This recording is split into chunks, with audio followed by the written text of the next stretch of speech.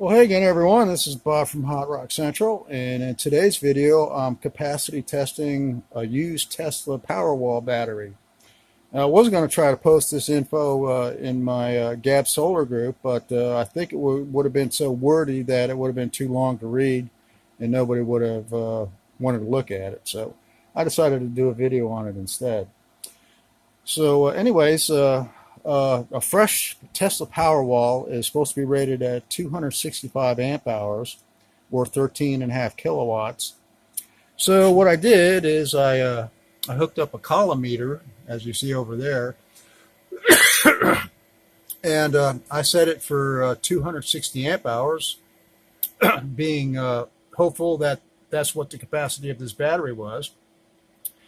And I've been sitting up here all night because I've been napping all day because it's July 4th and I didn't have nothing better to do. So I'm sitting up here all night, draining down this battery, trying to find out what the actual capacity is. And right now I'm at 120 amp hours left so far, but that's not really the case because right now I have 45.1 volts left in the battery, and the cutoff volts on this is about 44.5.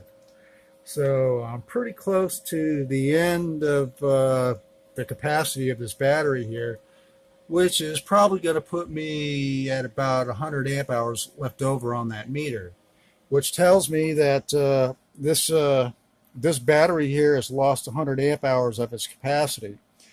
Now, it doesn't really surprise me a whole lot. I was hoping for better, but judging by what I thought I saw as a date code on this Tesla when I ripped it open, it looked like it might have been a 10-year-old battery. I'm not sure, but judging by what I'm seeing over there, that's probably the case. So anyways, so then in actuality, it looks like I'm going to end up having about 160 amp hours out of this battery that's available, which really isn't too bad because this is 48 volts here, and I'm running it on a 24 volt system. And how I'm doing that is running it through a grow watt charger, converting it from 48 to 24 volts. So once you do that, you actually double your amp hours. So instead of 160, I'll have 320. So, and there's a 300 amp hour lithium phosphate pack over there, and that's about $1,500 with the BMS and the balancer and the meters and the breakers and all that other crap. And I got this Tesla over here for $350, so I really can't complain because it's equal in power actually to what that is. So I got a pretty good deal, I think. So anyways, when